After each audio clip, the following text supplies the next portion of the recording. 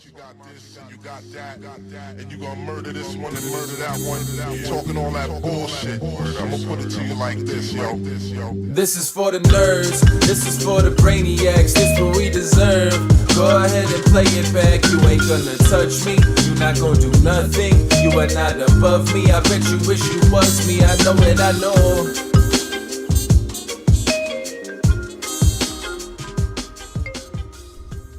What is poppin', everybody?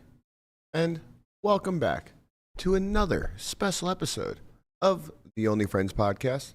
Well, you know, it's me and my only friends, which includes, but is not limited to, my boy Landy. How you feeling today, bud? Sad. Womp womp, it's all over. Sad. Actually happy that it's over. Don't cry because it's over. Smile because it happened. This is a room full of sadness right now. It's about the friends that you made along the way. That's It the real really treasure. is. It really is, yeah. Did I make any friends along the way? Who are my friends? Not Twitter. Yeah, they're not my friends. I didn't Definitely, expect anything from them. Definitely not You're- definitely not Twitter. Twitter's sharp. Twitter knew the outcome before the outcome even started. Yes. I got to tell you, they man, They knew, we man. need to go to them for stock tips, maybe investment advice. I don't know. Burke, nice Not shirt. financial Thanks. advice. Nice shirt to yourself. Thanks. there, Yeah, I Twitter. mean, we did not plan this. People think we probably planned this, but we didn't. Honestly, I wouldn't even be upset if we did plan this. No, I didn't even this know is you great. owned a Yinzer shirt. I do own a Yinzer shirt, and you know what? It's Yinzer Palooza this weekend in Pittsburgh. I was not aware. Man, we should be back I there. might go home. Hey, do you have that book handy? I think I do, actually. Maybe it's time to just, you know, since it's Yinzer Another weekend. passage. Yeah, another maybe passage from the Yinzer Bible, if you will. Oh, I feel God. like it's Is there any time. passages about crossbooking? If Yin's crossbook, Yin's better wins. That's actually really funny. I don't think. I just happened to breeze right by the meat and potatoes. If Yin's meat and potatoes. triples off pocket eights on the bubble in the main, I have to Yin's tell better you, get a full. So this is a restaurant in Pittsburgh, and I have to tell you, nothing has ever spoken to me more than a restaurant named Meat and Potatoes. That's the name of it? That's the name of it. That sounds good. amazing. It's fucking genius. Yeah. To be quite honest, Right up your alley. You know what you're getting. As long as it's dry meat, not wet meat. Well, no one likes wet meat, I like wet Brian. meat. Maybe. No, not gonna do it. Not today, man. Not today, boys. You're not gonna get me today, devil. I hear you. All right, let's. You just like swiped through the entire book just to go to page one. No, I had to find the vocabulary. Yeah. Do you know what an aisle is? AISLE. What? Like an We aisle? pronounce it I-owl. Ow. Owl. Ow. Owl. Ow. I like Owl. An owls. owl.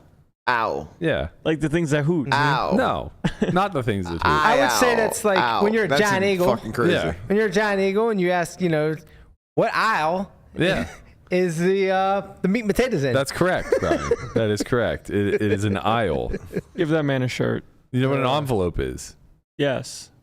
Is that how you pronounce Envelope, how would yeah. you? How Yeah, else that would you seems pretty pronounce normal, Is it actually. on? envelope? it? Oh, instead of Yeah, envelope. no, it is It's envelope. envelope. No, it's not envelope. Yes, it is. Yes, it is. Envelope. Yeah, it It's is. very funny because I speak Yinzerese, It's envelope. Pittsburghese, if you so will. much that you just think. No. I say envelope. Okay. This is the strange thing about me. I will fall into my Yinzer accent from time to time. I've never said envelope in my life. but Me neither. Envelope. I don't Yeah. cave to the Yinzer vocabulary quite as often. Okay. I or at least not the pronunciations. Guapo's got it.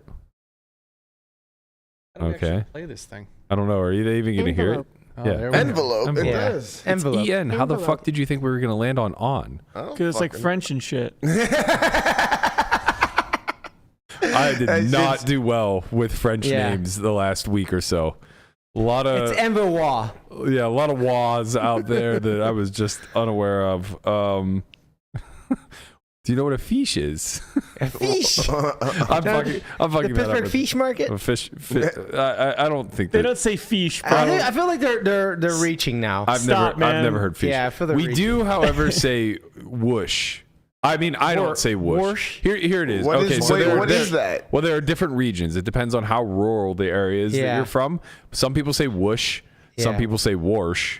Yeah. And then normal people like myself say wash. Right. No fucking way. You Like the car got to needs wash wash. from all of that shit. Yeah. Randy was notorious, a bright young man, one of the smartest kids that we graduated with, For his entire life, he said "whoosh the dishes," Yeah, wish. The and I dishes. can't for the life of me figure out how that brain worm has eaten that How portion of his vocabulary. Is that a thing? It's crazy. Yeah. It's Whoosh crazy. the disses. So, some people never get out. You know. Mm-hmm. Do you know what the gainy is? Wait, this one why is. the fuck are you guys Can't just saying move on whoosh from the whoosh? disses? I don't understand. How is this real life? You never heard "warsh"? Where the fuck are these? It's wash. It's wash. but people say "warsh." Bro, I don't want to hear it. You say ask and water very strangely. Ask. Twitter. Oh no, you said that right. At. But if you say it quickly, that ain't what you say. Would you ask me? Okay, actually, yeah, I take Can it I have a back. glass of water? Water. like wood somehow gets into that word. Also, people just from need New a York glass of water. say I'm standing online instead of standing in line. I'm standing on. That drives me fucking nuts, man. Like Michelle says online. Yeah, it's just a New York thing. I don't know. I can. Yes, you say online. say online yes, all you the time. fucking type online. I do. You're right. Yeah. It's unbelievable, actually. Yeah. In the internet age, it seems incredible that you guys could still just like allow that to be part of your vernacular. I know you're not fucking talking about wash and wash. Yeah, but he doesn't say it. Well, while we're on, He the graduated do you from know- that part. do you know Why do you get in a cab but on a subway? I don't know. I don't know. Yeah, Why- you get on the train, but you get in the cab. Wait, in the cab, on the train, in the train. You don't get in on the train, you get on the train. It's true. Yeah. This Wait, is a Jerry no, Seinfeld no, bit. you- if anybody's picking up on it. You get in the train. No, you get on it. Yeah, you get on the train. You get on the You get train. on the Can be plane. true. You get in the You get plane? on the plane. He's like, are you on the plane or you're in the plane? You don't say, On the I'm getting plane. in the plane. No, You say, you're I'm not. getting on the plane. That's just like the subway. Wait, but you're in the plane though. You're in. You're in the plane, but you say, I get on the plane, but you're not on it. It's not like you're on the wing. It's because it's a bigger. Yeah. It's like a. But you get in the cab. You get in the Uber. You don't get on the Uber. Why do you take a shit? That's the real You should be question. leaving a shit. Yeah. That's actually really good. That's a really good question. I mean, you should be leaving the shit.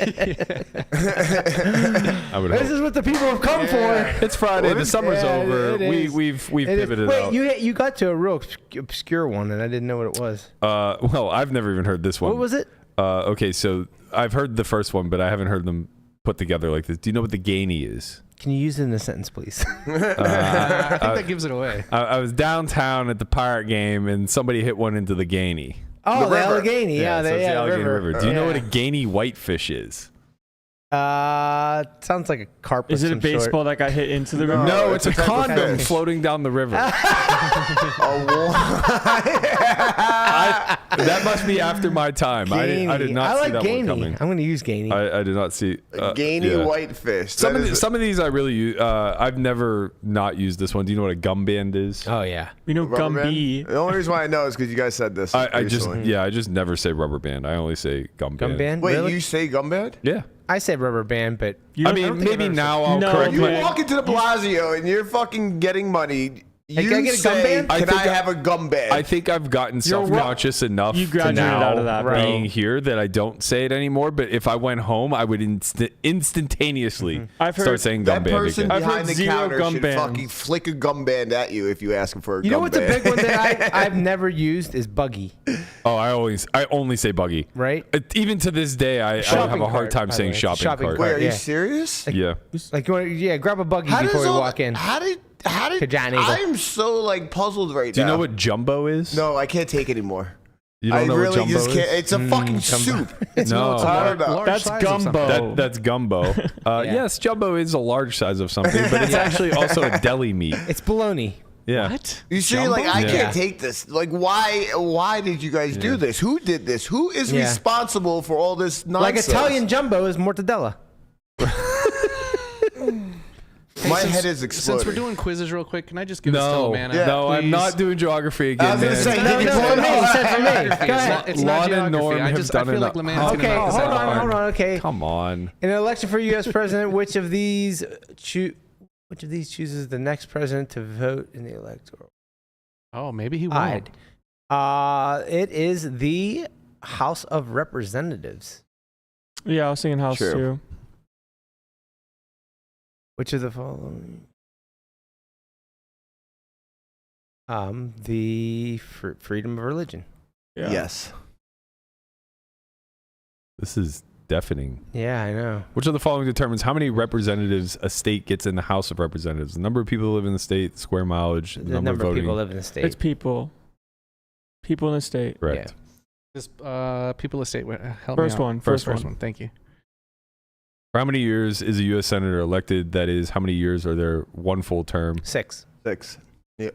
I thought it was Is it- 4. No, but 6. 4 is president, 2 is Congress, and 6 is senator. Is that true? Yes. Are you sure? I'm Yes. 100% I just sure. did Yeah, this. Lamanna could be a citizen. Yeah. When a justice is confirmed to the U.S. Supreme Court, how long are they appointed for? Life. Life. We know this is a problem. In which part of the federal government is there a rule that requires 60% supermajority vote to end a filibuster? Representatives, I think. right? No, that's Senate. Senate probably. So this is funny. Why did you bring this up? Oh man, I don't It's a even get the citizen answer. test. I know, but what made you get to Oh, this? 6 out of 6. Sorry, because it's Nice. political time right now. I have a friend that's studying to be a citizen. Same. And he's literally fucking asked me all these Same. questions the other day, like You just didn't know any of practicing. them? Huh? You know them?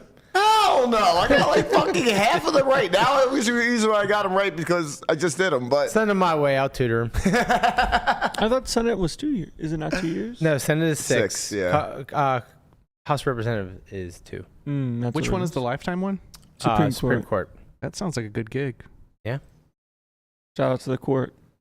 so you only Shout have out to to the get court. so you It's, only have to get a judge in your pocket once. You got them forever. Yeah. For It lifetime. seems like it is the one area of the 3 branches that has no real checks and balance. I mean, I guess the checks and balances They is check the each other. executive office. Well, but- no, the checks and balances is each branch checks each other. Right. That's what I'm saying. yeah. The executive office is supposed to check, but Right. you know, when it's lifetime, somebody can't come in and check them later. Yeah. Kind of, you know, subject to death Right. and when that death occurred. All right, we have, as you can tell, a bit of a light one today. Action-packed show. Well, there is a lot to catch up on. It's been a long summer. It has. It's been a fruitless summer for some and a fruitful summer for others. Should have just picked Seaward over Becker, man. Yeah, I mean, shoulda, woulda, coulda. You know, there's a lot of things we could have changed. We'll discuss the Becker-Tice bet, the Crossbook, the results, some things that maybe we may have overlooked in the negotiation process, what we could have done better. We'll also discuss some highlights from WSOP, including, I think, the Player of the Year race is finally over. Although, maybe not. I have to double check, but there are 2 bracelet events online No, it's Saturday. July 18th was the last day. Oh, they did. That's right. They They had a hard disqualified. cut. Yep. It was Yeah, either yeah, July okay. 17th or July 18th was the hard cut of the last day. So Okay. So it's Seaver got over? it? it is over, and congratulations to Scott Seiver. Scott Seiver staved off the field. Everybody was in contention, which is really fucking crazy. I was talking to these guys about this a few days ago when we were looking through the Player of the Year list. And I know this is going to date me a bit, but in 2013, I made 3 final tables and had about $500,000 in earnings. And I was going into the main. That was back when the main event was the final event. I was going into the main, like top 5 in Player of the Year, which by no accounts should I have had a shot. You were top 5? Yeah, I think if I recall correctly, I want to say, was that the year Matt Ashton won it? Did he win it? I don't think so. Well, he was in the running for sure. I feel like I Because remember that name on the banner. He and I made Did you say dates. 2013? Yeah. That was Daniel. Oh, Negreanu won it that year. Do you have? You don't have the full list by chance, do you? I was looking for it. It just says Okay. that D-Negs won. Okay, Berg, if yeah. you would have just won the main event, you could have taken. Yeah, it of away course. from the Well, I ground. mean, that was the case for just about anybody. But I think Matt Ashton had a 6 summer that year. I only remember this because we both made day 2 together, but I was super short. I had like 10 bigs or something along those lines, and he may have busted me. And I remember there was a sweat. But anyway, the point being is that this is 2013? This is 2013. I don't know. Like, Oh, maybe I'm if wrong. This is Nowhere like to be mid, found. I don't know if this is like mid-tournament series. I mean, it's or only 400 points. That This I should feel be like the that first can't week. the scoring might have been different back then, though. 2013. Look at Brian. yeah, maybe it was different back then. But this also says like here's the current top 10. So look Yeah, at so- look what date this article is written on. Yeah, I feel like that The was 23rd, April 23rd, 2013. April. What? I'm sorry, what? We played poker in the summer. Yeah, so it was probably just coming off of APT or something like that. Yeah. Wow, look at those legends. Mm-hmm. A lot of those guys are still around.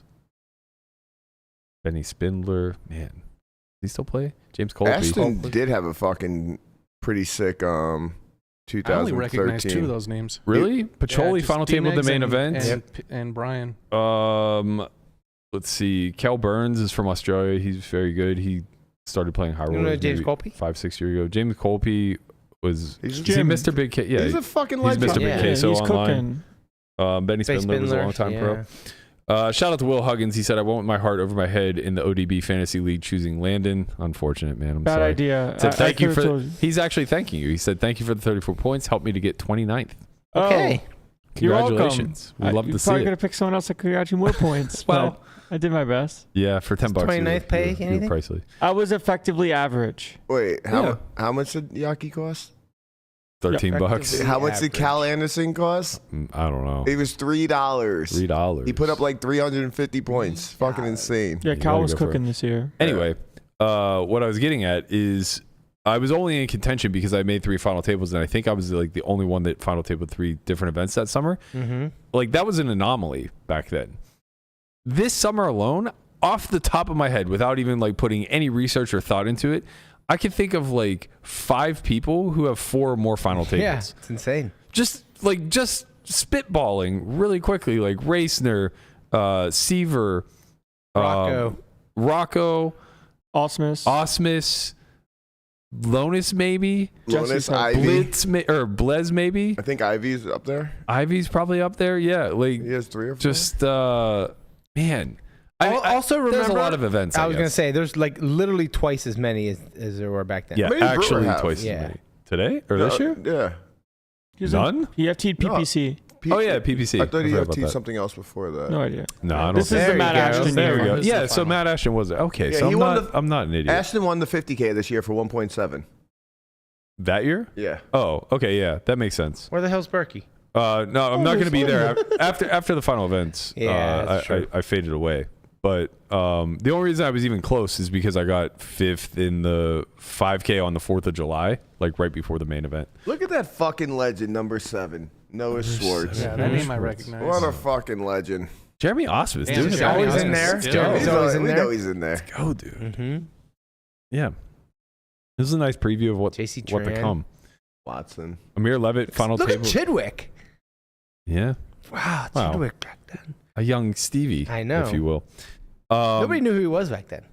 They knew. They knew, but they didn't know like they know They knew now. the guy that had main event free for life. I mean, we were 2 years out What? from. he like won 100 or whatever, like main event satellites on Poker Stars when he was like 18. He like couldn't even play fucking way. 100? like a ton, like It was- 40 That's or $1 some million shit. worth. It was something insane. Mamoni used to do this all the time. Yeah. Like he would just win Mhm. endless packages to the He would. PCA. Yeah. Like those star satellites back then were just like crazy soft. They were $11 rebuys with a giant add-on. So like eventually the sharp players realized that like you just Just play them. What? It was so you just like amazing back faded the then. rebuys, right? So you would just like blind yourself off and then you would add on. Because I don't remember. I don't think it was re-entry back then. No idea. I'm pretty sure it wasn't. Like re-entry was like very new as Black Friday was coming around. Full Tilt introduced it because money grab. That's kind of crazy, huh? Like how much money they could have made with rebuys Yeah. at the start. But Well, rebuys were a thing. what's the always. difference?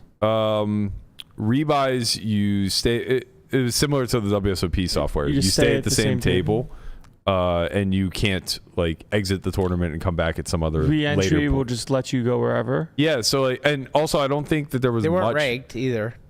That's also true. Rebuys were not raked. And I want to say That's sick. they didn't have much. They might not even had late reg Damn, pre Black Friday. bring that back. Did they? I don't think so. I don't No. think so either. I think you had to play tournaments from the start. Yeah, right. Remember, you would have to be like, oh my god, I got to get home because remember, like, oh, this tournament starts at 12 o'clock and I got to get home. Yeah. before it like ends. I mean, maybe there was like a small late Window? registration window, but I feel like there wasn't. it started after I think towards the end. It Right. they started. Well, once Full doing it. Tilt introduced re-entry, that obviously goes. and then hand in remember hand you with late could buy reg. in to the same tournament like 4 times. Yeah. Like you literally play 4 different tables. Yeah, they would just Of the so same their version of tournament. re-entry was you were just multi-accounting a single account. Multi-accounting. So Yeah. like there would just be 4 Justin Bonomo's playing simultaneously. Right. And if you all made the money, your stack would just combine. Really? Yeah. Once you had enough, I don't think, was it when you made the money, or was it? I think it would automatically put you at different tables, obviously, but till they couldn't put you at different tables. So if Right. you had 3 accounts going and you're down to 2 tables, they would combine Your stacks. your stack. Yeah. Yeah. It was interesting. That's kind of cool. And we weren't super sharp back then, so I don't think we were doing some people were. I'm sure the Bonobos and Ikes of the world were probably figuring out what was proper strategy, but a lot of us were just firing. This is right at the end when probably Full Tilt realized they were insolvent and trying to just scoop up as much They're like, break hey, money as they you know how we possibly can break everybody? Yeah. Let them play the tournament with 10 entries each. Yeah, exactly. While That's vying nuts. for only a small sliver of the prize pool. Right. Imagine how you could. That's just so negative EV. It has to be. Negative, right? I don't know because your stack. You're playing the same tournament at the same time, and you can only one can win it. Yeah. Okay. Yeah. I Right? think because the stack combines, it's probably a losing prop. Right. But yeah. if you were just able to play them all out to the conclusion, If you it's could have 6 multi-accounting. accounts Yeah. at the final table, Right. I mean, Right. we We've know seen- it worked out we for know Mr. it- Fucking yeah. I'm gonna steal your bitch. Yeah. we know how much money you can make from that. Yeah.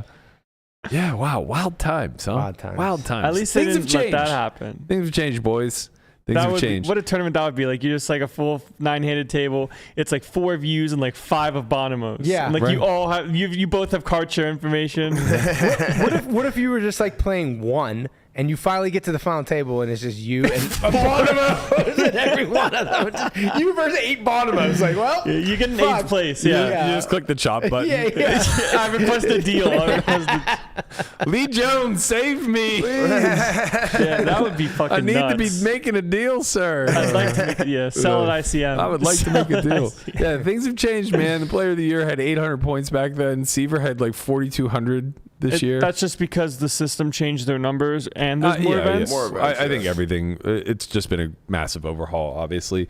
So now, an average player of the year, because everyone that was in top 5, I'm sure, had player of the year years themselves. This year, for sure. Yeah. For sure this year. It overly and exceeded expectation. very quietly, right? Rocco's summer until he won this final event was somewhat kind of. No, it was big. I mean, he final tabled a bunch of stuff. He just didn't win. But Sneaky, that was the sneaky big thing. The big memory of Rocco was getting 3rd in the high roller and him giving an interview saying, "I just can't fucking close." It's hard to beat the guy that has 3 bracelets. Knowing how good someone else's summer Yeah, it's easy to get overshadowed when someone has 3 everybody knew bracelets. about Seiver, and then Jeremy was a close. Jeremy was an anomaly. He Set, didn't even finish. Seiver, He didn't even finish Jeremy. 2nd in the race. Yeah. Rocco passed him, and race number was right on his heels. I didn't see if he ended up passing him or not. The fucking Hooney won the 100K and got 3rd in the 250 and also got 12th in the 5K. I And think it's, that's why- completely overshadows. I think that's why it gets downplayed so much, right? Because you think of Huney, you think of Blez. I think Blez final table 3 high rollers or at least 2. Bless the fucking He good. won one of them. Right, he won one of them. Lonas final table at least 2 high rollers, maybe He 3. chopped with Blesnik. Right, that's what I mean. So it's it's the same names and faces. It's dumb to put put this asterisk next to it because for decades this was just the mixed game players, right? It was always Jay Merce and Negreanu and Ivy and No Limit guys had no chance. right. No Limit guys had no chance, and we were fine with that. This was their award, and we loved to watch them duke it out because we weren't super privy to those games, so it was fun to kind of watch another format and see these guys be excellent. But now it feels a little bit not weird, especially because Seiver's a mixed game guy who won it. Rocco played a bunch of mixed events. He came in 2nd. But it does seem weird now that there are so many names that are thrown in the mix for player of the year because it's possible to just have these sun runs where you final table 3 high rollers in a row and You're maybe right in get it. 3 podium finishes. And that's really difficult to compete with, Even 3 bracelets barely staved that off. Osmus is another great example, right? kind of final tabling everything, I think if his average final table position would have been higher. I prefer it this way though. I prefer it that.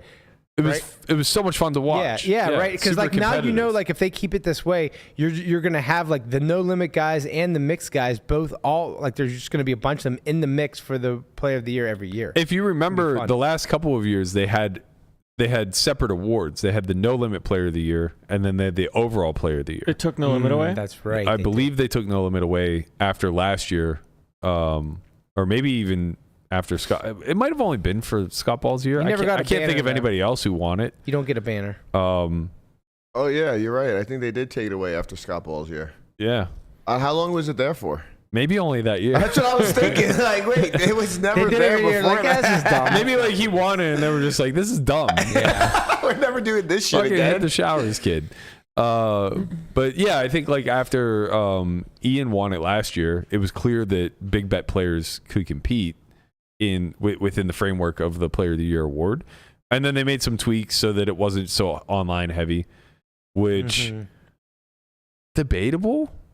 I mean, I like it. I think they should. I like that it still counts, but it's not overly weighted towards that. It's weird though, right? Like you have to acknowledge the online side of things somewhat though, right? Like they get 32 events. Yeah, I really think they should use more, Right, but more than one. They should like, use at least the top 3 scores. I know that you there's have. live. I know there's like online bracelets Well, there's- now, but there's when a you think cloud about of the mystery. world, when you think about the World Series of Poker, it's a live event. I It's agree a with live you. festival. Totally agree You with should you. be celebrating and displaying the best live tournament player. think about it. I think they should have an year. online Player of the Year because it's not just the summer series, right? Well, like, they do have a player of the year. It's not just WSOP. It's not just bracelet time. Go on. WSOP has like player of the year every year. Yeah. Yeah, but I thought that was what we were talking about for the summer.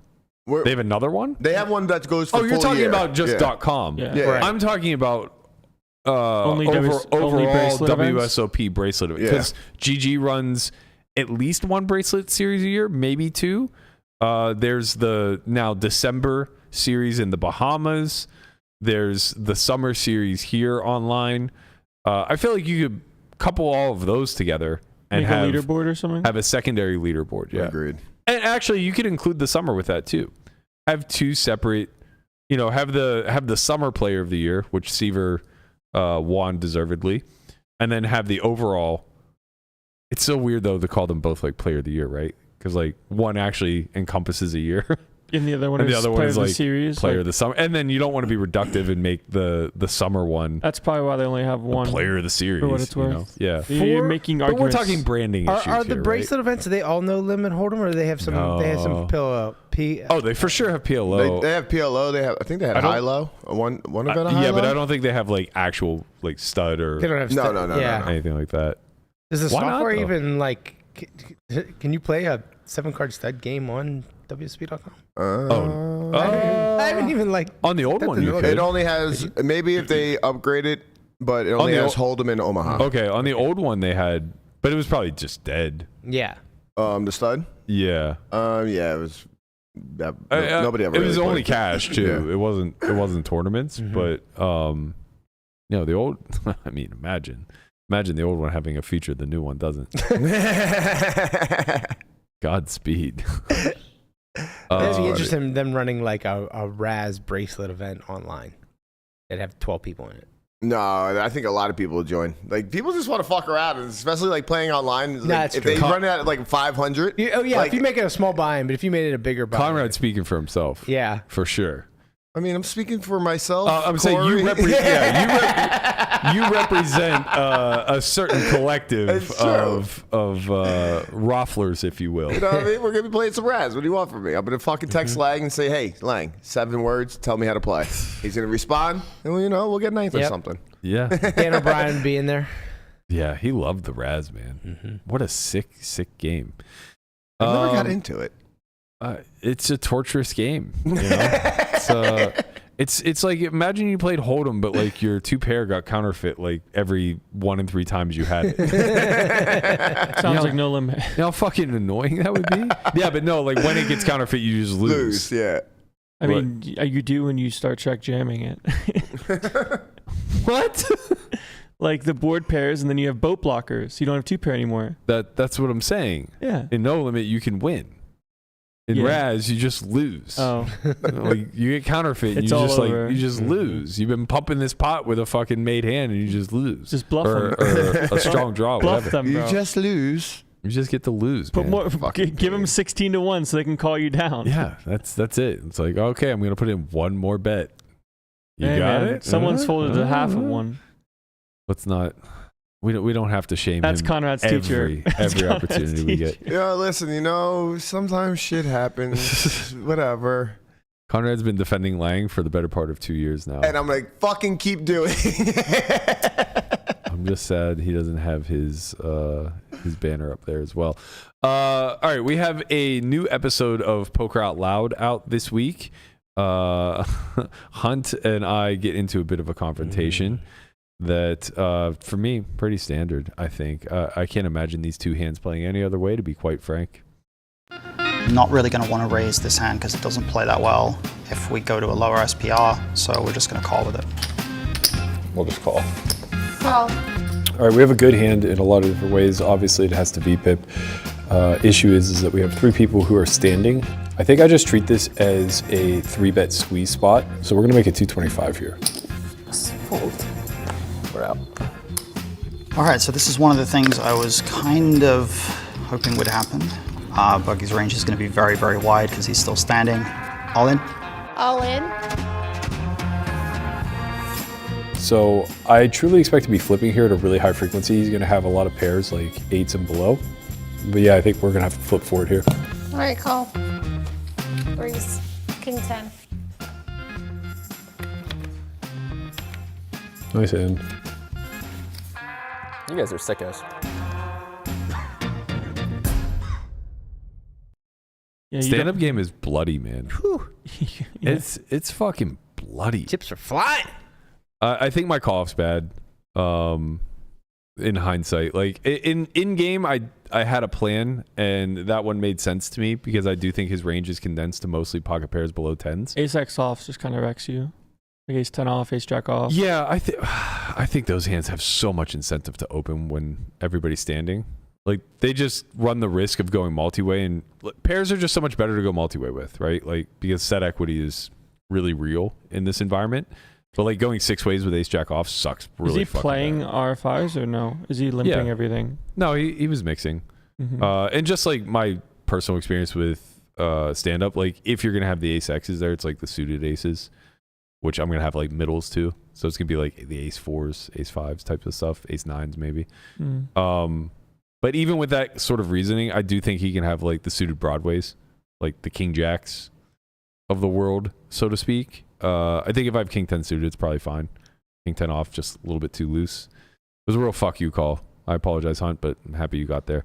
A lot of that sort of blood, though, in this season of Poker Out Loud.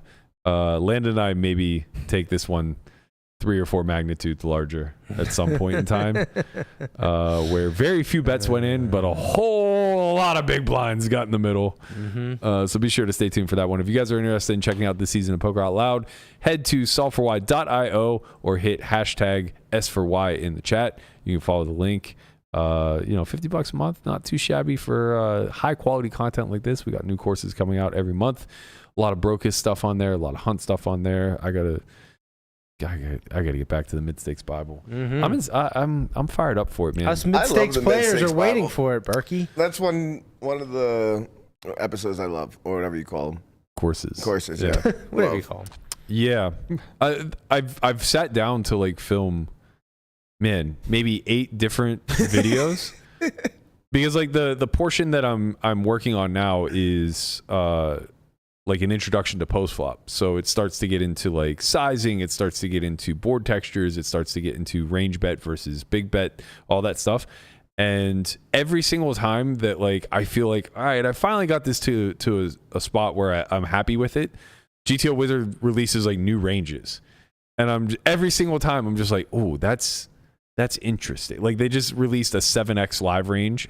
So you can do like comparative analysis between a 2x open, 3, 4, 5, 6, and 7. And it's a little bit, it's not as intuitive as you would think. The 7x responses, not Not the way you would just guess. It's not like just super polar. It's not just like really 3-bet heavy. No, there's a lot of like, okay, I'm going to play a pot in position with a lowered SPR and we're going to fuck. I love that. We're going to see what happens. I love to hear that. So like, every time I feel like I get a little work done, I have to go back and revisit it because now I'm getting more precision, I guess, on the preflop side, which is important, which then makes me go down a rabbit hole of like, well, I should re-release the whole preflop section over again because now we have more data. It's a whole cycle that I'm currently struggling with, but I promise you I'm gonna fix it soon. Speaking of bloody, stand-up game, man. They got you? So we played a new version last night. Okay. And I always feel like I'm pretty well prepared to handle these variants. Mm-hmm. But yesterday we played one, so it's a capped progressive stand-up. Okay. Now, the way this works is you get to play, you have 2 more buttons than there are players. So if it's 8-handed, you have 10 buttons, right? Those buttons are each worth $500. You can win as many of them as you can over the course of 10 hands. And anybody left standing at the end of it owes all of the penalty. So it's a 5K penalty. I love this. Okay, so it's a 5K penalty no matter what, right? Because there's 10 buttons, $500 each, 5K penalty. Mm-hmm. Real quick, Matt, how does this get introduced to the game? Is it just one person, or you guys just all kind of collectively just go, hey, let's try this, let's try that? There's a man named Yong, and Yong likes pain. To give you an idea, yesterday's game was over the course of like 6 hours or so. I think we had 11 players come through. Everybody won over 100,000 except for myself and our guest Yong. Oh. So that's the kind of blood we're dealing with. We're playing. Sounds like you need a blood transfusion. It sounds like there was a lot of splatter. Splatter everywhere. I'm tapped, man. So we were playing 100, 200 with this $500, stand-up progressive capped bounty. I don't know how to qualify it because like it's a fixed number of hands. So the fixed number of hand aspect is interesting because it actually, I believe, massively reduces skill edge. And it forces a lot of action. So it didn't.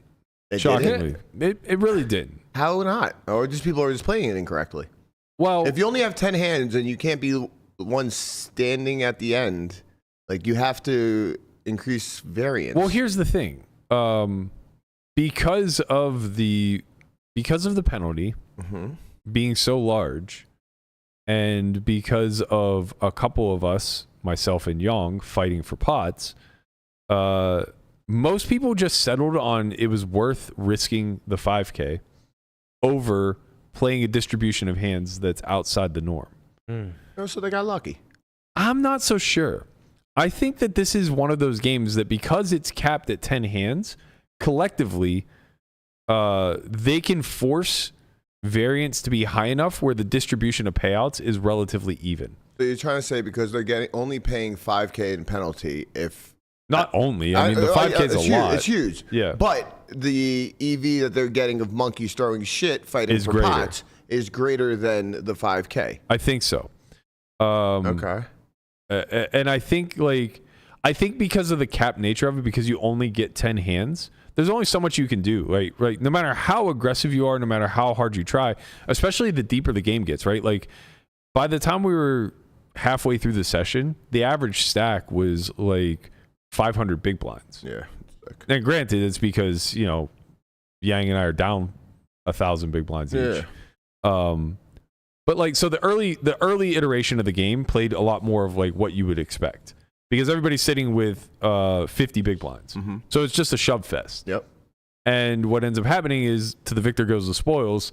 The people that were winning in the flips were accumulating stacks. Well, as they accumulated stacks, they kind of just made a deal with themselves where they said, well, I'm willing to pay the 5K if I'm unfortunate enough to not get hands. Yeah. And where they benefit from that is they never bluff, but their value still gets paid because the game is on. Yeah. Mm-hmm. So what ends up happening, like the weird equilibrium that gets created, and obviously this isn't theoretically correct, but this is practically what happens, is that everybody gets tighter except for the people who are never tight. It sounds like you can only play this game capped. Like, you can only play with a capped amount in front of you. Like, you have like 100K cap or something along those lines. Because, like... Well, if you do that, then it just becomes... a shitfest. Well, it's just... I mean, it wasn't poker anyway. Yeah. But I would venture that there probably isn't very much win rate if you capped it at, say, like 50 big blinds per person. Yeah, I just think that, like... Right? Because, like... don't get me wrong, there's going to be edge. Yeah. And that's the whole thing I'm arriving at, is that I think the edge in this is minimized compared to normal stand-up.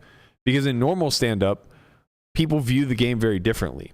And a lot of them just look at it through the endgame lens. So what ends up happening is you'll have a few players who are just willing to wait it out always. Yeah. And you're just absolutely raking them over the coals. Because not only are you benefiting from the action of the stand-up being on in general, but you're also benefiting from keeping the game extended. Yeah, exactly. So you are able to play defense. Like, in regular stand-up, good players don't really start limping until they're sitting. And then they start limping a ton because it forces the standing players to now deal with multi-way scenarios, right? What ended up happening last night, and I realized it because, I'm sitting there like 300,000 deep, covering everybody. Everybody else is like 100K effective. We saw like a dozen rivers. And even post-flop, scenarios where usually I would be thinking about like, okay, how can I play for stacks? I went into tournament mode and actually started like 10%ing flop, 30ing turn, and leaving an SPR great enough on river where we wouldn't be all in with really good hands because the ranges were so overly funneled. Like I squeezed King 10 suited from the big blind over a raise and 3 calls. So it was like, I think the 400 was on and it went like 2K open, 4 calls. I make it 12K, folds all the way to the button, who then overcalls. Okay. And it comes Jack 9-9. And I bet like 15% pot. He calls. Turn is a brick, like an offsuit 6, bringing backdoor flush. Not mine. I bet like, 30%. He calls. And now there's 100K in the pot. And we're like 180K effective. And the river's a brick. And I think about going for it because obviously with the small sizes, I should have a pretty wide target to shoot at. But then I just start to deduce, like, I'm thinking about the pressure of the overall spot just from the money factor standpoint and hands that could actually withstand getting this far. But you're thinking and about the funnel now. I look at him and I check, and he goes in the tank, and as he's about to bet, I go, you have to show if you have quads. So he bets like 85,000. I fold, and he just tables quad 9. Jesus. Wow. And it's like, yeah, you have jacks or I don't even think you have jacks because like you're just not going to trap jacks in this spot. So it's like you just have quad 9s or I guess like the occasional 9-10 suited, but I block one of the 2 combos remaining. So it's like they're like, oh, how did you do that? It's like, well, because a lot of fucking money went in before the flop. Yeah, I was gonna say, and he chose to come. Like nobody here is gambling. Yeah, the game just funneled into nobody's gambling, and just everybody has really tight ranges and good hands. Right, like where all of the aggression would take place would be pre. So like all of the hands that you would expect to see, like the king queen suiteds, the ace 10 suiteds, maybe suited connectors or small under pairs like 6s, 5s, whatever. They all either fold pre or on the flop. Yeah. 100% of the time. And now they're just funneled to absolute nuts on the flop. Well, sorry, let me rephrase. The king queen, the ace 10, the hands that like you're potentially targeting for a fold, all 3-bet pre. Right? Because there's just way too much incentive, especially on the button, to not go 6 ways. Yeah. No, 3-bet. It just went 2K open, call. You 3-bet. I'm saying if he was on the button, he's talking about the buttons. Yeah, if he's on the button with these hands, he squeezes himself. Yeah. So he's just like, he's totally devoid of like all of these marginally strong hands that you could be targeting. Yet he just has all the middling pairs where it's just like kind of nuts. Right, so then now he has like 9s minus, right? And I would suppose that he probably doesn't put 12K in with all of them. He's only going to be the strongest ones. He probably doesn't put 12K in with any of the suited aces, right? Because it's just like, they're not gambling. Yeah. Like the button isn't worth 12K in this particular spot when you have, but the irony is that it absolutely is, right? Like that's the conflicting nature of this game is that like, The whole game should be playing out the way this hand is playing out from my side. Yeah. Right? But instead, the whole game is playing out how the hand is playing out from his side. I'm trying to think in my head, like, why did it play out like this? Like, is it because, like, 8 people just literally Because there's one person giving, well, two people, yeah. two with myself included, giving away thousands of big blinds. Not giving away, but, like, fighting an uphill battle. That's what I'm getting at. When you have a 10-hand cap, there's only so much aggression that you can execute that will give you a greater opportunity to win pots uncontested. So what happens is the field as a whole that naturally plays relatively tight in our normal surroundings, where I'm able to, like, redline them, now have a great incentive to not be redlined. And what they just collectively do is say, like, okay, if I enter a pot, I'm going to do so with the strategy of not allowing myself to be redlined. Well, therefore, I'm going to play trappier. I was going to say, that means they're just playing tighter, though, right? Not tighter. It means that their passive nodes are tighter. Okay.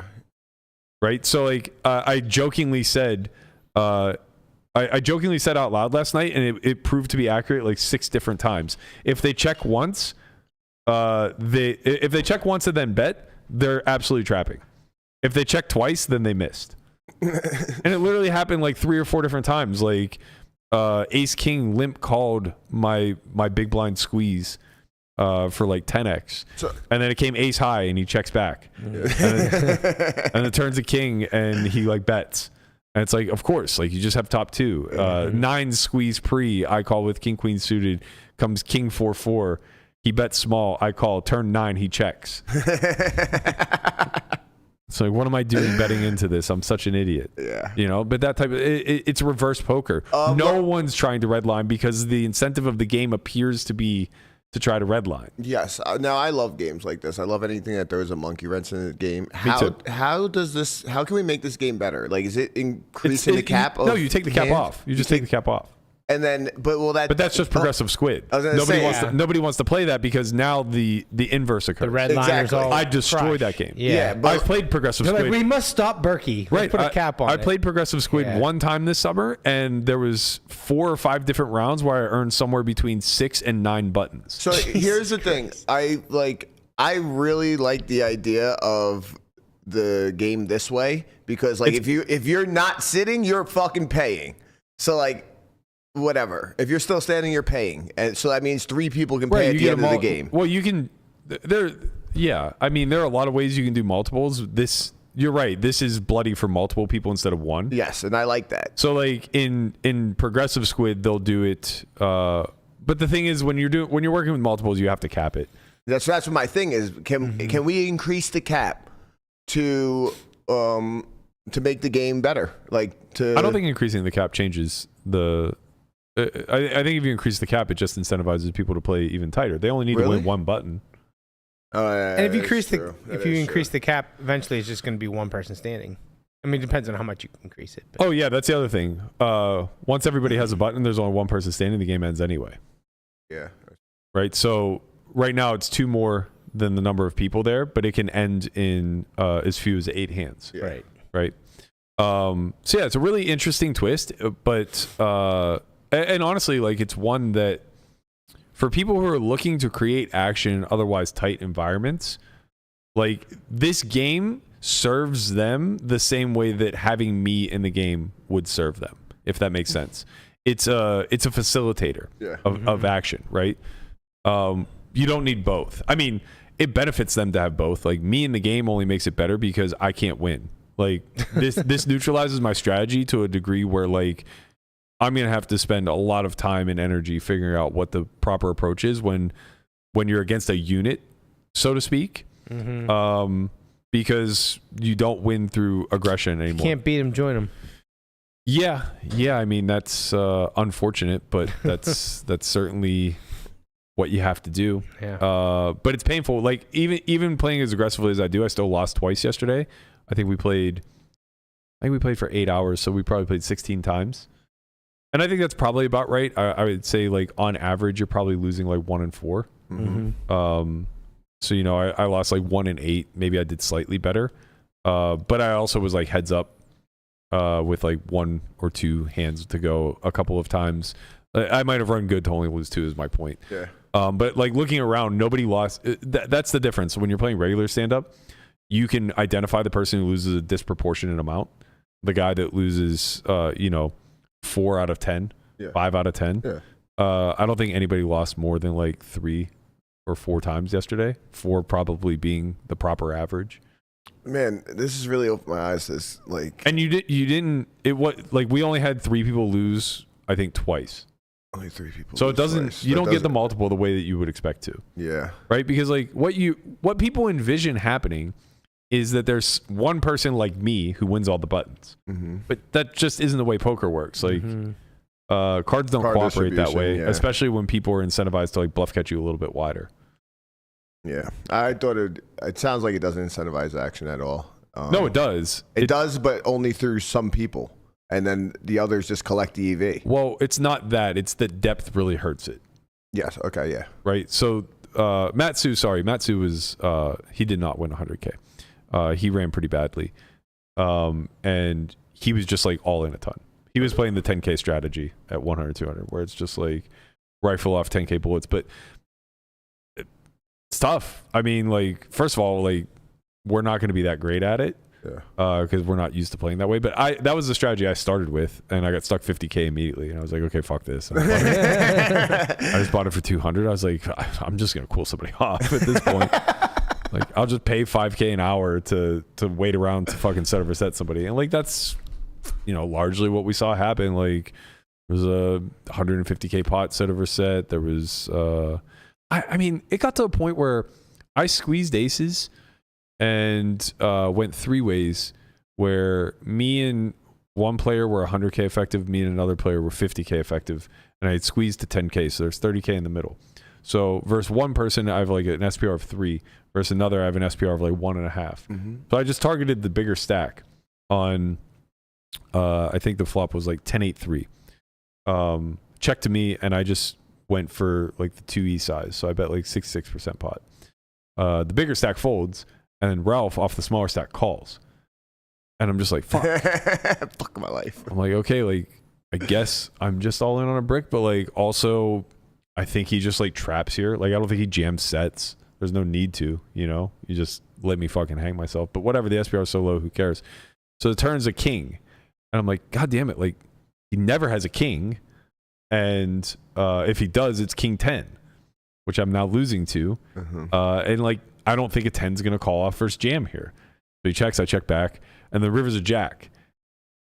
And he checks, and it's like, okay, I definitely have the best hand, but like, he never has a jack or a king. Like, he's not floating overs here. Yeah. You know what I mean? So it's just like, I have literally no hand to go all in against here. I should just be happy to win the pot some of the time. And I check down and he has 10-9, and everyone's like, oh, you coward. How do you not go for it? It's like, because he folds. Yeah, what is he going to call me with, a set? Right, it's like, it's only going to be for like, 2/3 pot or whatever, but it's still $40,000. And like, this game is playing massive. Like, saving bets is worth a lot. You're just never getting called by anything you beat. Yeah, that was, we didn't frame it as such, but like, I'm in the fucking muck. If that's not obvious, I'm very deeply in the muck. Biggest loss in Bobby's room last night to date, which is me now hitting my record high 3 times this summer, if you're keeping track. I kicked the summer off with a record high loss of 162. Don't worry, we topped that and then doubled it. I cracked the 200 mark like a week and a half ago, and then just cracked the 300 mark last night. You're like Trump in convention speech length. You just keep beating your own record. Right. It's a real desirable. And I got to tell you, like, I've gambled really fucking big in my life. I've played as big as 2K, 4K, and I've probably lost more than 300,000 of my own dollars in a night before. But when it's all, you don't know it, yeah, right? Because like the way it was, like, maybe I honestly haven't actually, because my biggest loss ever in a single session was like 1.2. No, like 900,000. Oh, less than $1 million. I never cracked $1 million, so it was like 900K, and I never was more than like 25% at risk. Okay, so then yeah. So like I probably hit an all-time high last night. Look at you right here for the pod next day. Sure. Fucking Brighton. Yeah. I'll be right down at Bellagio at 5 p.m. too for more of this More of the fucking pain? suicide. But yeah, There's like, one way to get it back. there's only one way to get. God, I'm gonna sit with 5K if they let me.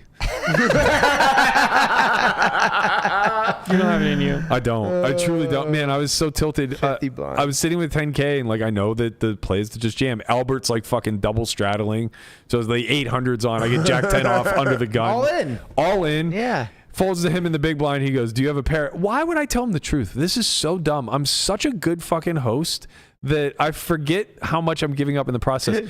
So I jam 10K. He's in the 800, and he goes, "Do you have a pair?" And I should just say, "Don't know." Right? You say no, and he snaps you with deuces. I literally go, "No, I don't have a pair." He goes, "Do you have me dominated?" And he shows 4 deuce suited. Jesus. Wait, time out.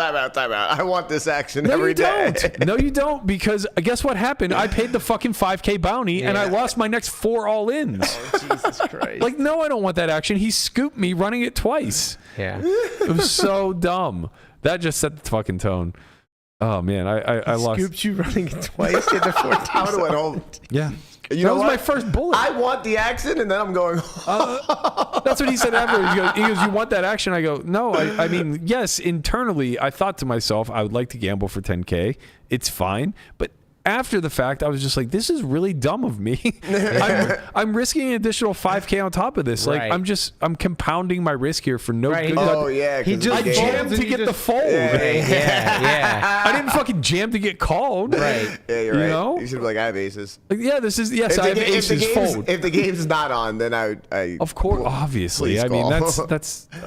So it's like when you're in a bubble, you right? If you get aces, just jam and turn your hand over. Well, if I had turned my hand over, he would have snap called me. Oh no, before I know. this. No, I'm saying if you actually have aces. Yeah, sure. No, aces. I'll take the fucking gamble. Yeah, I'm very much in the muck. I will say I hit. I also hit all-time highs with some wins over the course of the summer. I won 212, like literally day 2, after bemoaning my big loss. And I had another close to 200K session like a week ago or so. About a week ago. But man, the swings are real. And to cap it all off with a cherry on top, I got the bill for the JBex bet yesterday. Oh no.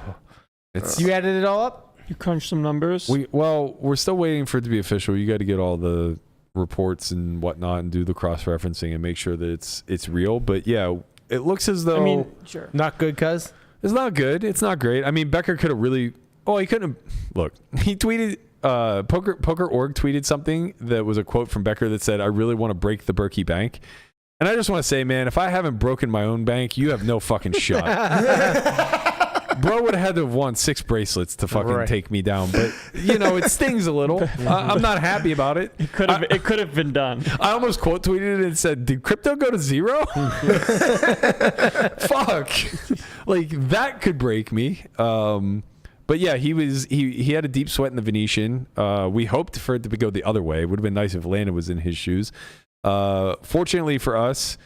And friend of the pod, friend of Solve for Y, and also one of our coaches some of the time, Nick Marchington, Marchie. He eliminated JBex in 8th place in glorious fashion. Just let him turn the straight and then resucked on him for the river. It was Queen 8 versus Ace King on like Jack 10X, turn King.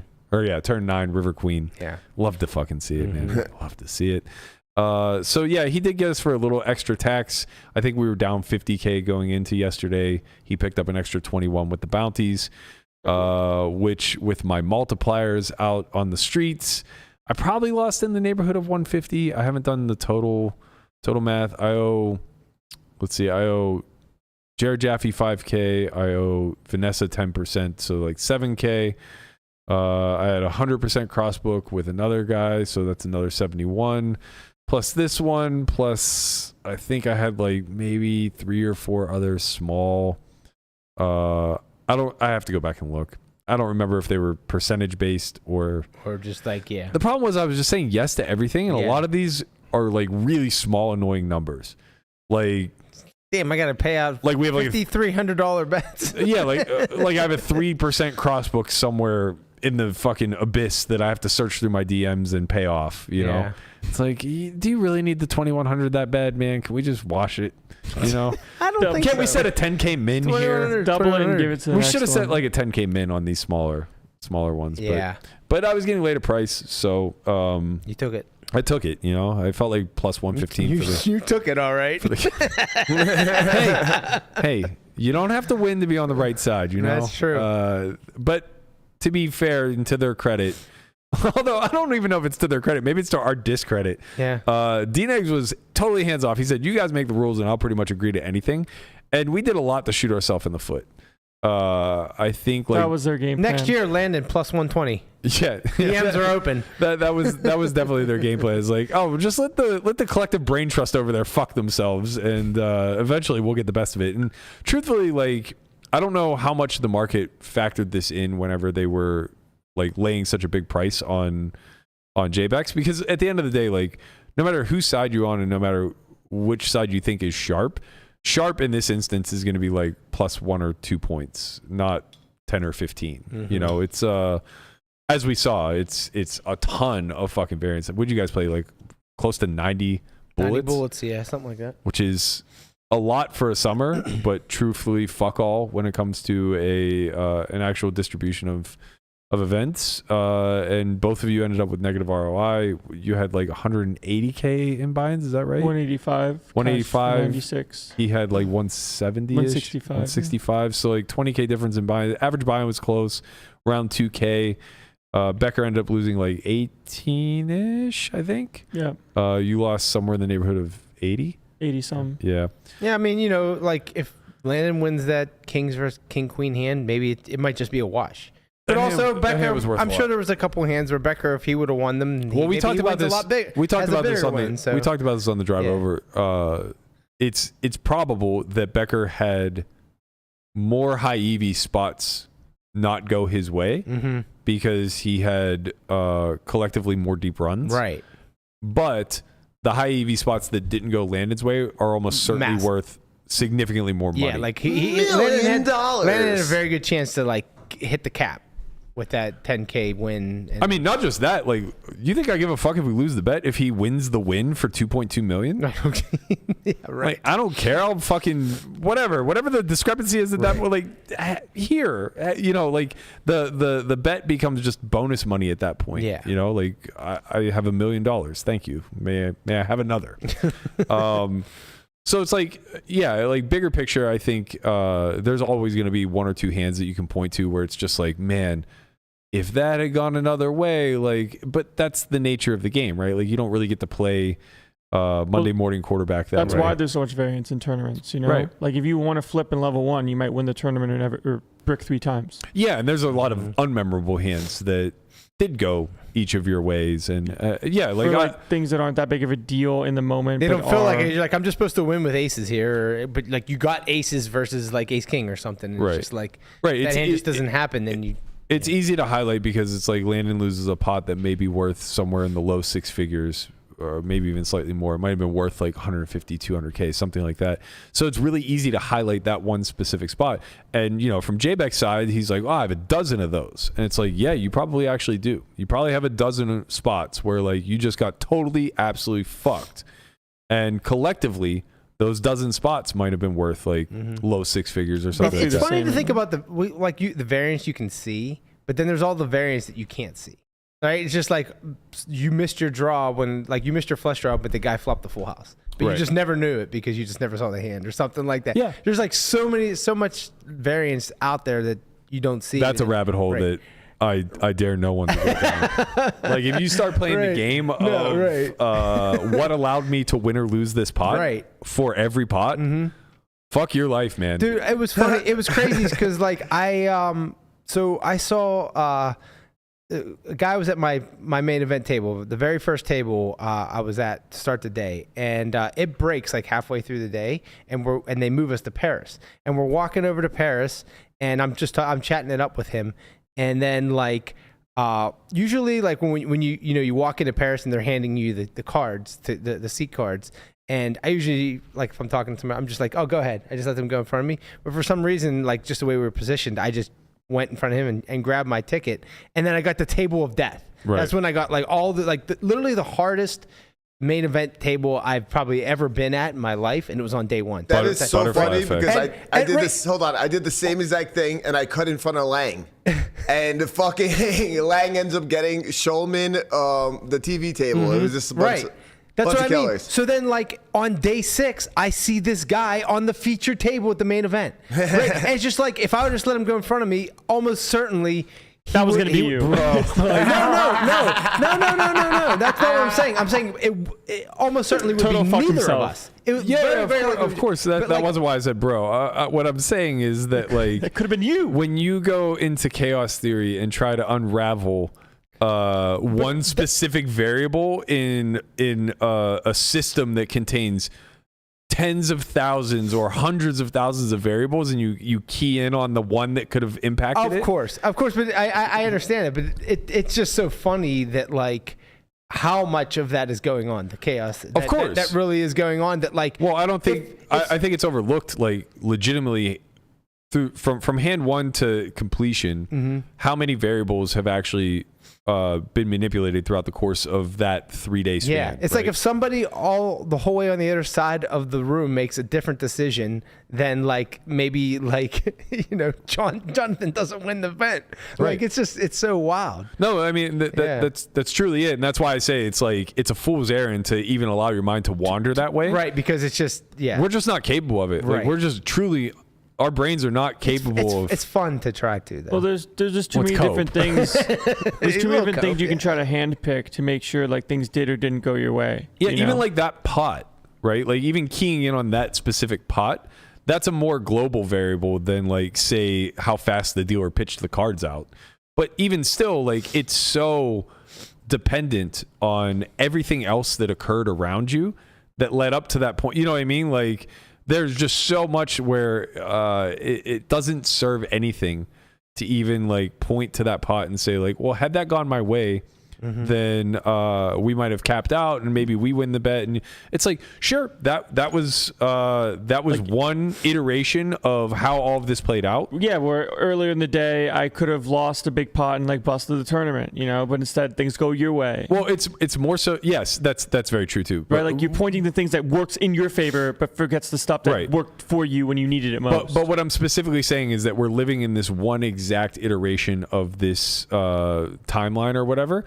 And you being able to identify one singular alternative one doesn't account for the infinite other ones, possibilities that could have also occurred. Like like maybe I cap that tournament, but then he wins something else. True. Yeah. I mean, just like every single variable comes with its own individual timeline like, for each variable that you can plug in. You say like, oh, why didn't we just have Seaward in there? Just instead of me, but like if he is, then maybe he like fires a slightly different schedule and then he doesn't win the tournament, or even play it, or anything. Yeah, maybe he just like skips the 3K. Like you said, an infinite different. None of it matters. Is the whole point. Nothing matters. We're all gonna die. Nothing matters in life. Literally nothing matters except for the stand-up game and trying to get to the bottom of it. No, but getting back to this bet. Obviously, I think both of you should like really hold your head up high, and also understand that this was a very lose-lose situation to get yourselves into. So I think like that needs to be acknowledged, especially now, right? Like in the sense of like most times you have losing summers anyways, and you're trying to bet on having a winning one. Yeah, I mean, you guys put a spotlight on something that the vast majority of grinders go through year in and year out when it comes to the World Series. Like most people, no matter what your skill level is, are going to leave the World Series disappointed, right? They've absolutely done it in, as they say. It's kind of unnecessary. You like put unnecessary pressure on yourself throughout the year. I don't know. Unnecessary or necessary? Unnecessary. I didn't feel any pressure. I don't think. Landon felt pressure. Well, I think it's unnecessary in the sense of being forced to play a bunch of events that like look, if the bet didn't exist, as somebody that was investing in you, I would have changed your schedule drastically. Yeah, I don't think that changes like the quality of play, so to speak, but it definitely changes. It changes everything you play, though.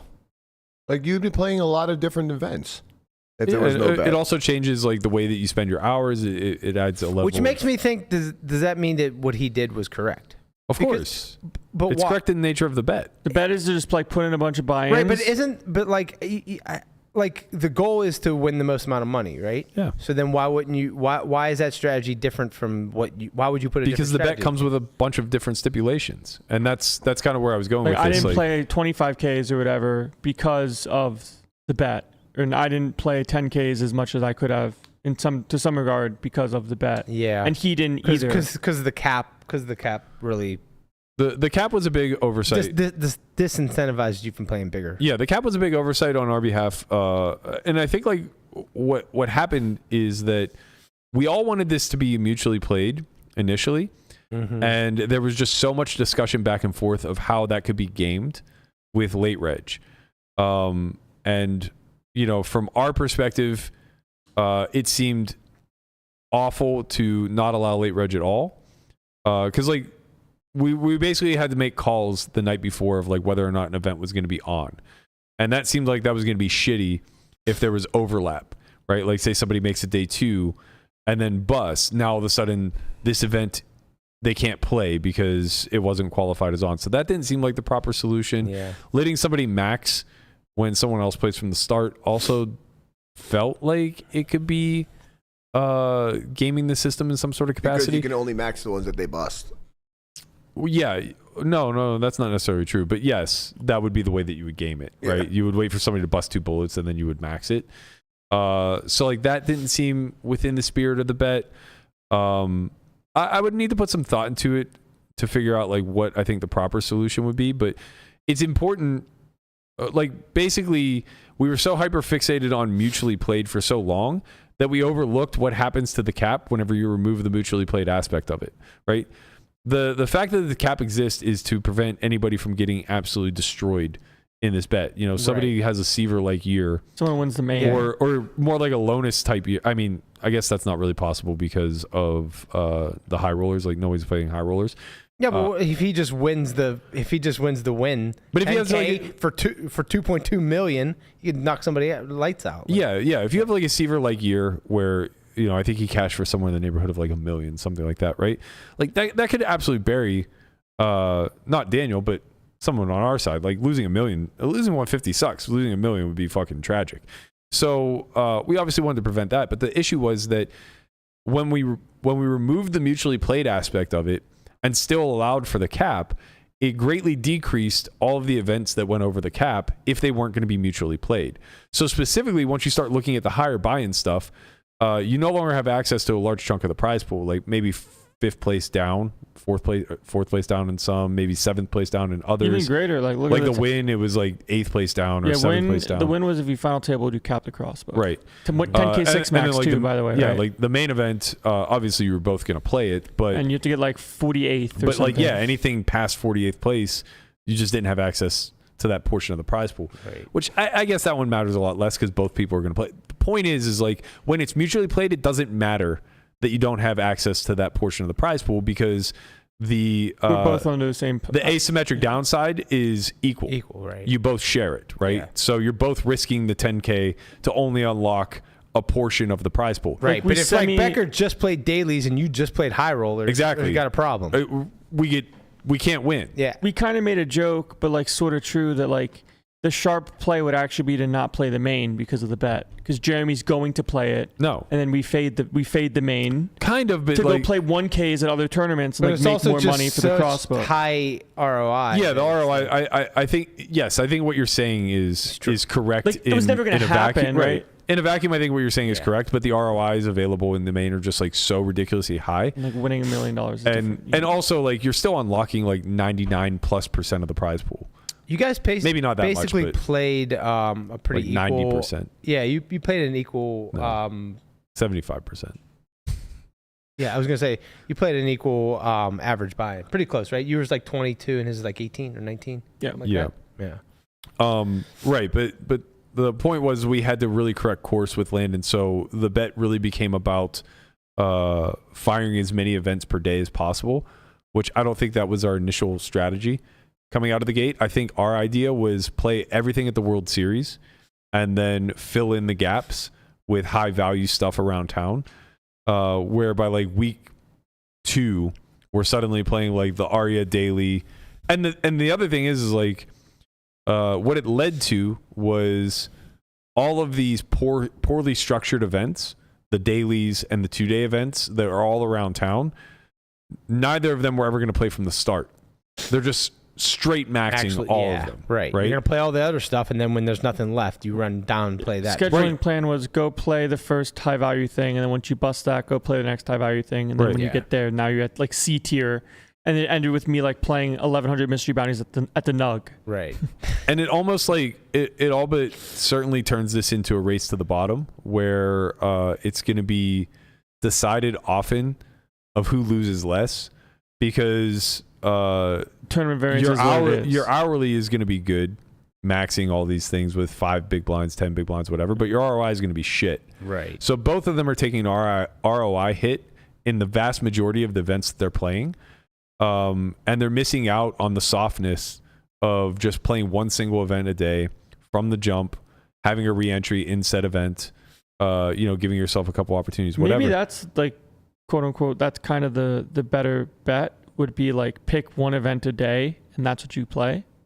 Well, and it doesn't have to be mutually played. Again, I would have to put some thought into it, but I think ultimately you need to land on something with mutual, because or you need to figure out a way to curb the asymmetry between a big buy-in and the Couldn't cap. you guys just agree on like a certain schedule? So like before, like you just say, okay, here's the events we're all gonna play.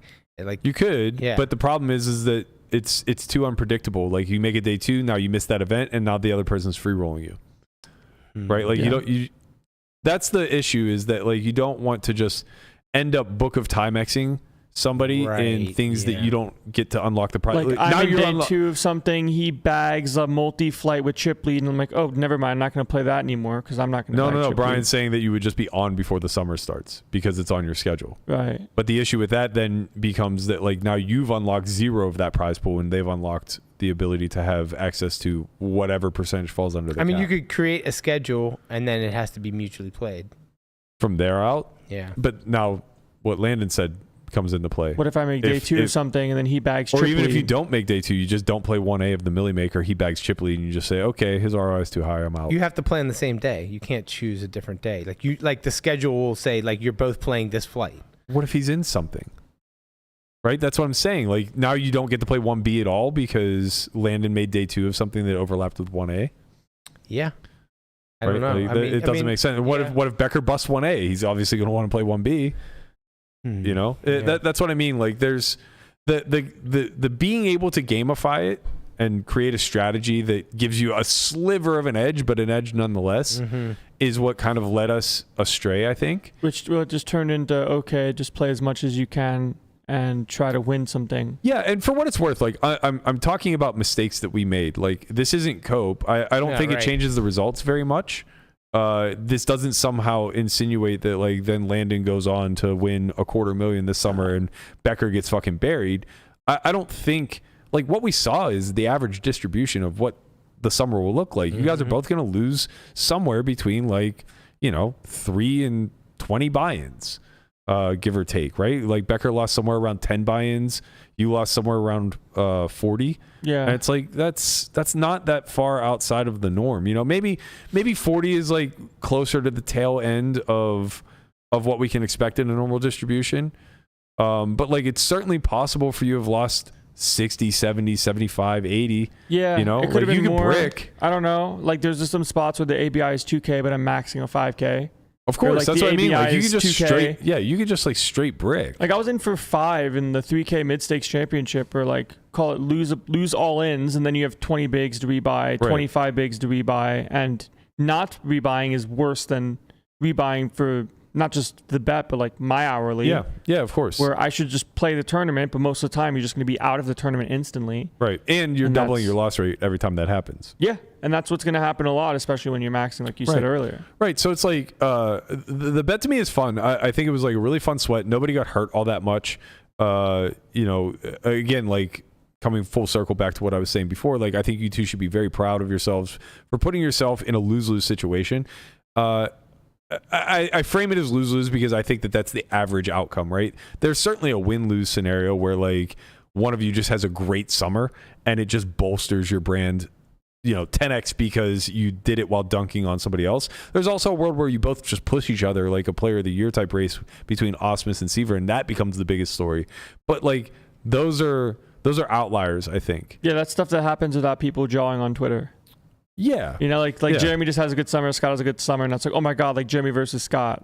Yeah. Kind of thing, Or Yeah, like yeah. the whole like Seiver Ras fantasy stuff, which like there's no actual action on it, but then like Seiver has a good summer. It's a fun Ras storyline. starts making deep runs in the main. Right. It's like choose your fighter kind of Right, thing. like these become like fun conversational pieces, and like especially we're doing a daily pod, it's nice to be able to follow this type of stuff. And it was fun to see like the back and forth. I really appreciate what poker.org did, being willing to do the daily updates, like somehow having access to that chat. Like we always talk about how great it would be like if a group chat was just published, and that's kind of what those poker.org articles turned into. Yeah, I wish they had gotten a lot more traction, and maybe that kind of falls on us a little bit. We could have done a better job sharing them, but it's funny to see like the banter back and forth between you and Jeremy come out in kind of article form. Yeah. Would you just lose already, or I'm running so fucking bad, if it wasn't for luck I'd win them all. It's the classic back and forth, and this is nothing new. This would happen all the time back when we were playing online pre-Black Friday days. There were always Pocket 5 leaderboards, like bets that were getting popped up. Even now, I think like Pads and those guys still do scoop bets based off the leaderboard. I think that there was a point where he was doing like team bets. Yeah, they just do like scoop fantasy where like they pick players and then they just point system it out. Yeah. So similar to like the 25K fantasy, like there's a lot of fun things that and I will say like that feels a lot less personal. It makes it a lot less about the individuals and a lot more about just who's performing well. Yeah. Where in this instance, I think that like you guys kind of get put under the microscope a little bit. Lines are drawn. Yeah, I mean, like, look, based off of what, according to Twitter, it's just like you're the worst player to ever step foot into a casino. And it's like, hey, do you remember that a day before the World Series started, he won $500,000? I couldn't play the 5K freeze out because of the final table. Right. Which he cashed for 9K. Yeah. Which is nice for him. Yeah. So it's just like, what? I get it. What have you done for me lately? That's the nature of the internet. Really I is. understand. I fully get it. Hey man, don't forget the Win 400. That's a big tournament that I had to play. Yeah. $37,000. Yeah, like Lock it up, 32. baby. Yeah. But yeah, it's like I understand where all this comes from. No, it's valid to a degree. I think it just further amplifies kind of what I'm saying, that I think you guys should be, you deserve your pats on the back for being willing to put yourself out there in such a public way, especially when I would imagine when this is all said and done and you guys both have your kind of postmortems with teams and whatnot. I would assume neither of you are thrilled with the schedule that you guys had to like power. Maybe Becker is because he's a sicko. He loves it, yeah. Like maybe he just wants to play 3 events a day. He's probably playing the daily right now. Yeah, but I imagine he probably also wanted to play the 25K heads up. I imagine He was telling me probably that he's telling me that the bet changed the schedule a lot, where he wanted to play 25Ks and 10Ks and like kind of take some shots and some like softer than normal buy-ins for the stake. Yeah. Like the softest 10Ks are not like just me during the series and not the 6 max obviously. Yeah. But like he wanted to play more of those and was like, well, now with the bet and the cap and 25K is not counting, it doesn't make sense. Like I skipped the 25K heads up, which I really didn't want to do, but made sense to do because it was bad for the bet and my time was better spent playing an 1100 or a 1600 or whatever's going on that day, where first place is roughly the same size as the cap to the crossbook. Yeah. Yeah, so hopefully, if you guys do this again, there's a better way to structure it, or if other people do it again in the future, they are sharp enough to figure out a better way to structure it. What are your thoughts on one event a day counting for the bet? And it doesn't have to be mutually played. You can just choose I still think it forces you to mimic his schedule. Does it? As long as the cap exists, yeah. The issue lies with the cap being what it is and the asymmetric downside of playing higher stakes. So even if you're talking 5Ks, like you still don't have access to a big chunk of the prize pool. Even like the 3K mid-stakes championship. First was $1 million. First was $1 million. Second was probably 800, 700. Maybe it was the World Series, so it was 400. I don't know. There's a but like, 777. yeah, but like, from like 7th place down or 6th place down, you probably didn't have access to that So portion do of the you prize think pool. that it's more important to like make the cap bigger and then pick one event a day? Or just have figure out a way to do mutually played. Do you think that there's some type of like spending limit you can do? Oh. Like some type of like You just get a budget per day. Like a min-max. A min max. It has to be a min max though. It can't be it can't be no min. It has to be a min max. So say like 175, 200. I don't know if that addresses. I don't think it addresses the problem, but I think you can. But I think do it's a things- it's a really. So you're saying cool you have twist. $100,000 worth of buy-ins you can play this summer. Do it however you want. Yeah, I think that's kind of dope. Like, as in we both get like 250K to. But I think it's a bad bet for what it's worth, because again, you're just bank of time. I mean, that is effectively what we did. We just didn't cap the downside. Yeah, we didn't cap the downside, and it's the same sort of problem where now if you bust a tournament in the 1100s, you're gonna go play the daily. You're gonna go play the turbo, Right. which Yeah. you didn't want to have happen if you had, call it, a say in it. Yeah. No, I should have been more hands-on, I think, with the negotiation process. Well, you did have the lion's share of the money up. I maybe made a boo-boo. That was a bit of an oversight. I felt pretty confident trusting high stakes MTT guys. The problem is they're very risk off, and I think the risk off nature allowed us to end up with a blind spot. Right? If we just played mutually played, this wouldn't have been again. Like, this doesn't even change the outcome. It doesn't change anything. I'm just pointing out like small flaws where we weren't sharp. Yeah, I think it's close for us between in mutually played events. Yeah.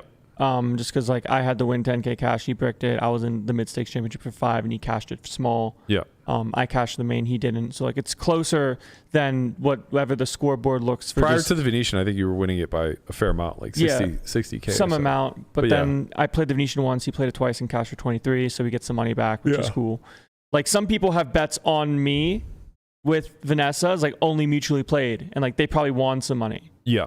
But for our bet and the Crossbook purposes, we lost, and that's fine. Yeah, Is what it is. I do think it's kind of fun, not for a bet like this, but something about like what Conrad said, where you get X percent or X amount of dollars to spend. That's kind of interesting to me. Mm-hmm. I think there's some way to finagle it, make it a better bet. Yeah, I mean, I think like the direction you're heading is kind of like a leaderboard-esque type bet, right? Where, you know, maybe only like your first X amount of dollars count or something. I don't know. But yeah, it's interesting. It's more interesting from the min side than the max. Yes. Right? Like if you said, okay, you two have to play a minimum amount of binds of 200K, that might actually solve the problem. Because it I don't forces think you people can, to play bigger. Yeah, I don't think you could get there playing an ABI of 2K. Yeah, you have to play an ABI of like 3,500. Yep. So actually, yeah, maybe it does solve the problem. So that actually could be something to potentially look into. In any event, congratulations to JBex and their team. Absolutely. They're going to have a nice little check coming. So he actually does have a profitable summer. Got close enough to zero where the Crossbook money takes him over the top. Hopefully Uncle D-Negs cuts him in for a little bit of that cheddar. And yeah, hopefully this is something that, you know, there's some little fun rivalry here for a while, you know, maybe years to come. We see these Hendon mobs get thrown back up every now and again. I mean, you guys are pretty close, right? After your 500,000 score. Yeah. Got to be pretty close. Can we all chip in and buy him a computer so we can get online events going as well? No, I think I will say that's another he might thing. start running Sims. I will say that that's another thing that I would have fought very hard for, is to have the online events that played out live count. Yeah.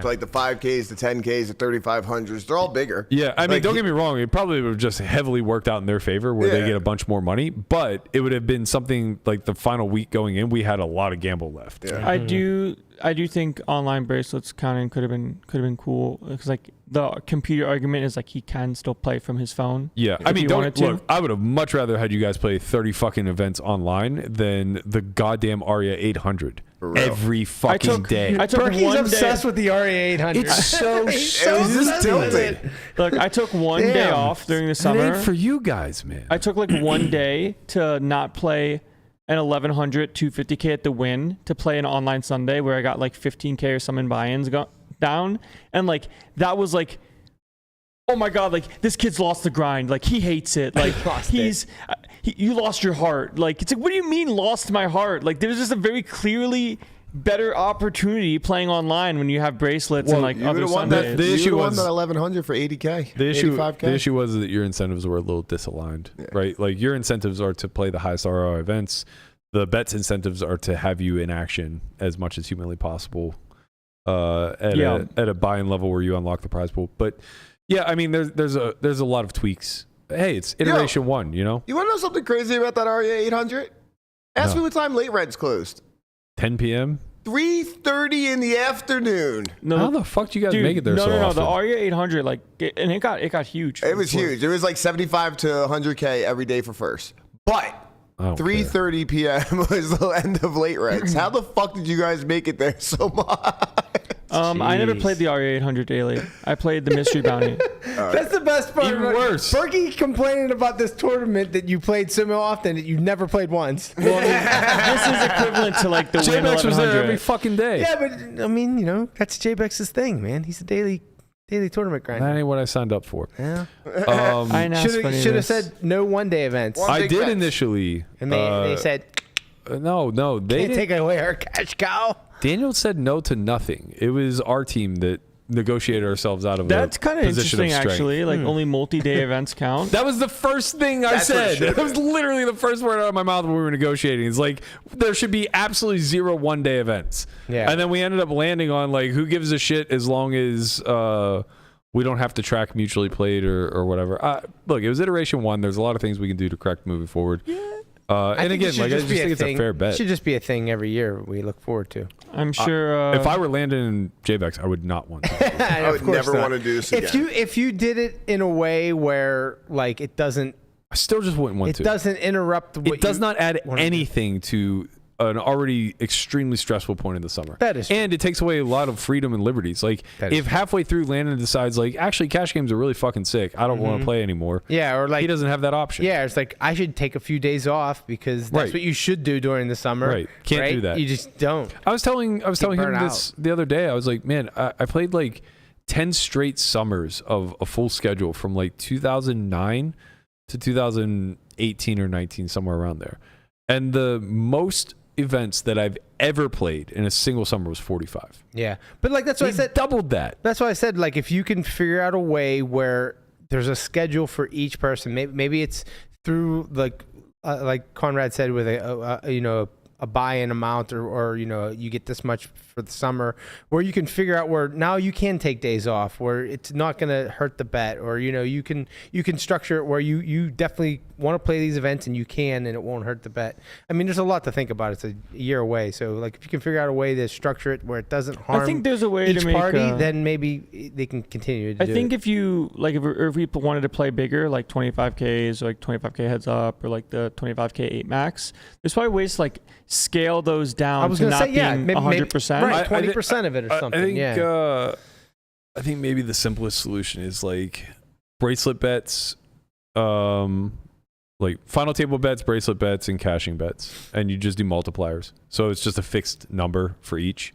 You know, you win a bracelet, it's 50K each. You make a final table, it's 10K And you each. kind of make I it like that. WSOP based. It's only WSOP. Yeah, I like that. It's just WSOP. Where it's not just to the exact dollar of everything you play. Yeah, that way it takes out It's the milestone kind of. And now mutually played means Yeah. nothing. Right. You can fucking play 250K if you want. Who gives a shit? Right? Because it's just going to be capped. Like all bracelets are going to be created equal. Yeah, but now you're gonna like. I guess it would just be no limit events, obviously. But like, Let them play mix. Who cares? They both stink. no, because I said that the day. I was But- like, but if you then- want him to play mix, like go ahead. right. But then if you have bracelet bets, then like Landon's gonna be incentivized to play literally every single bracelet event, which we don't want to happen. Like that's Kind defeating. of. It's defeating the purpose of. Oh well, now I have to play this 1500 Look, man, Raz. I don't like- even know no limit. I can't learn deuce to 7. Right, okay? right. It, yeah. Get in the Not according to streets, Conrad, baby. buddy. Not according to Conrad. No, I got think- 7 I words think for you that would change your life. They're both no limit hold'em players. I think you have to just keep it at no limit hold'em. Yeah, I Nah. mean that's fine. But yeah, I think that's probably the more interesting version. And you can play around with the actual. Yeah. Now one of you makes Prizes. the final table would be like, God, could you imagine the rail? Could Be have been fun. that way this Yeah. way. Could It'll have be been that fun. way this year, but womp womp. Womp, womp. Yeah, 25K for making a final table, 100K for winning a bracelet, 5K for cashing. For catching any tournament? Yeah. Think about it, like Jason Wheeler, for example, had 21 caches, but I don't think he had any final tables. Okay, so It's if 100K if minus that's what the other guy tag does. team. yeah, if that's you, then that's 100K minus whatever the other guy does. So if the other guy makes 3 final tables and a bracelet, like you owe him. You owe him 30K Yeah. or That's kind of 75K. Yeah, there's probably a way to do it that doesn't need to be casino hopping everywhere. I think that and- one's fun. Cool. I like that bet. I we're on the fly here, but I like that bet. 5K for cashing, 25K for final tabling, 100K for bracelet. That way you're also. And this year, you guys would have owed each other like nothing. Yeah. It would have been like stone fucking wash. No one would have cared. You would Bunch of high have, you'd have fives. more ICM, but you'd fold those fucking queens on, 10-handed. Then you'd have to. That's actually true, right? You're very 10 no handed. way. You're 10-handed, and Nah. it's over. You Nah. know, making it is an extra 20K. Depends Yeah. on what the prize pool Bro, is. he's guaranteed $500,000. Brother, He doesn't give a brother, fuck about the an extra value 20. Okay, I'm not saying the main event. I'm saying like just a random like 400. No, not no, helping your because winning case. is still worth 100K. You win. You don't get Winning bonus is still worth Brian 100K. thinks like when you get queens, you jam, you just lose, and you're out of the tournament. No, He's been hurt, Landon. He's been hurt a lot. Wait till you're my age. He Wait doesn't- till you get those queens busted. He doesn't even think they're going to get cracked. He thinks he's actually just going to have somebody wake up with aces behind him. Ace already beat. That's what I'm saying. He's just like, you jam queens, you're out of the tournament. Yes. When the jam wins $160,000. Like, no, just kidding. That's not theory. happening. That's theory land, man. You don't know about Yinzer land. We just Yeah, fucking that's run right. into the goddamn blade every time. Look at that fucking Z. Look at that Z. That's a cursive Z. Cursive Y. I know this why. This is the Yingling Y. Now I know The Yingling why Billy Madison had such a hard time writing that on the chalkboard. Wait, Yingling is a Pittsburgh beer? Yeah. Huh. You didn't know? Nope. Now you know. Yingling, Rolling Rock, Iron City. Iron City. Mm-hmm. Any other beers from Pittsburgh? I'm not a drinker. Me neither. You don't know about Rolling Rock? Oh, No. Rolling The Rock. green drink- bottles? I don't drink Yeah. beer at all. Is that still a thing? Rolling Rock? Yeah. Yeah, I think Budweiser bought them. Only reason why I Yeah. knew Yingling Fucking is because it big. had a cool name. A lot of them got Yingling's bought the up. bougie beer. Yingling's not even Pittsburgh. I think it's like Latrobe. no, No, Latrobe? that's Rolling Rolling Rock. Rock. Used to be Latrobe. Yeah. All right, little It's Friday. I'm gonna go home Pittsburgh and drink trivia some for beer. you guys as we get out of here. Thank you guys so much for joining us this summer. I hope it's been as much fun for you all as it has been for us. We will almost certainly be back on Monday. I'm gonna find some time off. I just don't think it's gonna be next week.